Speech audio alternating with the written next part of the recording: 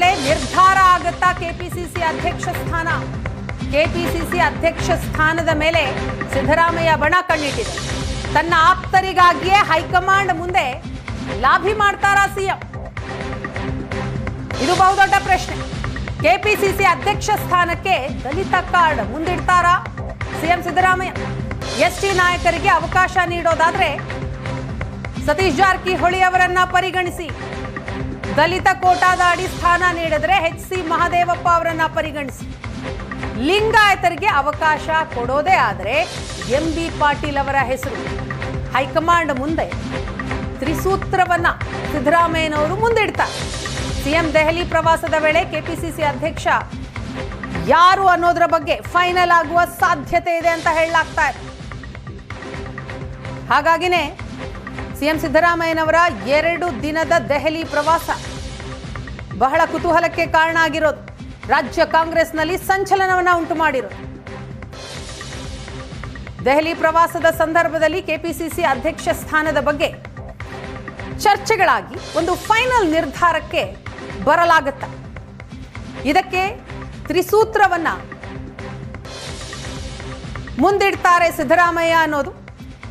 KPCC ಅಧ್ಯಕ್ಷ ಸ್ಥಾನಕ್ಕೆ ದಲಿತ card ಅನ್ನ ಮುಂದಿಡ್ತಾರಾ? ಎಸ್ಟಿ ನಾಯಕರಿಗೆ ಅವಕಾಶ ಕೊಡೋದಾದ್ರೆ ಸತೀಶ್ ಅವರನ್ನ ಪರಿಗಣಿಸಿ, ದಲಿತ ಕೋಟಾದಡಿ ಸ್ಥಾನ ಕೊಡೋದಾದ್ರೆ HC ಮಹದೇವಪ್ಪ ಅವರನ್ನ ಪರಿಗಣನೆಗೆ ತೆಗೆದುಕೊಳ್ಳೋದು, ಇನ್ನು ಲಿಂಗಾಯತರಿಗೆ ಅವಕಾಶ ಕೊಡೋದೇ ಆದ್ರೆ MB ಪಾಟೀಲ್ ಅವರನ್ನ ಪರಿಗಣಿಸಿ ಅನ್ನೋ. ಒಟ್ಟಿನಲ್ಲಿ ದೆಹಲಿ ಪ್ರವಾಸದ ವೇಳೆ ಸಿಎಂ ಏನೇನ್ ಚರ್ಚಿಸ್ತಾರೆ ಅನ್ನೋದು ನನಗೆ ಗೊತ್ತಿಲ್ಲ, ಅದರ ಬಗ್ಗೆ ನನಗೆ ಮಾಹಿತಿ ಇಲ್ಲ ಅಂತ ಗೃಹ ಸಚಿವ ಡಾಕ್ಟರ್ G ಪರಮೇಶ್ವರ್ ಅವರು ಹೇಳ್ತಾರೆ. ದೆಹಲಿಯಲ್ಲಿರೋ ಕರ್ನಾಟಕ ಭವನ ಉದ್ಘಾಟನೆಗೆ ಅಂತ ಸಿಎಂ ಹೋಗ್ತಿದ್ದಾರೆ. ಕೆಪಿಸಿಸಿ ಅಧ್ಯಕ್ಷರ ಬಗ್ಗೆ ಹೈಕಮಾಂಡ್ ನಿರ್ಧಾರ ಮಾಡಲಿದೆ ಅಂತ ಮಾಧ್ಯಮದ ಮುಂದೆ ಗೃಹ ಸಚಿವರು ಹೇಳ್ತಾರೆ. ಏನು ಮಾಹಿತಿ ಇಲ್ಲ. ಸಿಎಂ ಹೋಗ್ತಾರೆ 2ನೇ ತಾರೀಕು ಕರ್ನಾಟಕ ಭವನದ ನೂತನ ಕಟ್ಟಡದ ಉದ್ಘಾಟನೆಯನ್ನ ಮಾಡೋದಕ್ಕೆ ಹೋಗ್ತಾರೆ ಅಂತ ಅಷ್ಟು ಗೊತ್ತು. ಮಿಕ್ಕಿದೆಲ್ಲ ಯಾವುದು ರಾಜಕೀಯದಾಗ್ಲಿ ಮತ್ತೆ ಬೇರೆ ಯಾವುದು ಕೂಡ ನನಗೇನು ಗೊತ್ತಿಲ್ಲ, ಮಾಹಿತಿ ಇಲ್ಲ. ರಾಜ್ಯಾಧ್ಯಕ್ಷ ಬದಲಾವಣೆ ಗೊತ್ತಿಲ್ಲಪ್ಪ, ಅದೆಲ್ಲ ನಮಗೆ ಹೈಕಮಾಂಡ್ನವರಿಗೆ ಅವರ ವ್ಯಾಪ್ತಿಯಲ್ಲಿರ್ತಕ್ಕಂಥದ್ದು. ಅದು ನಮ್ಮ ಹತ್ರ ಎಲ್ಲ ಚರ್ಚೆ ಮಾಡೋದಿಲ್ಲ.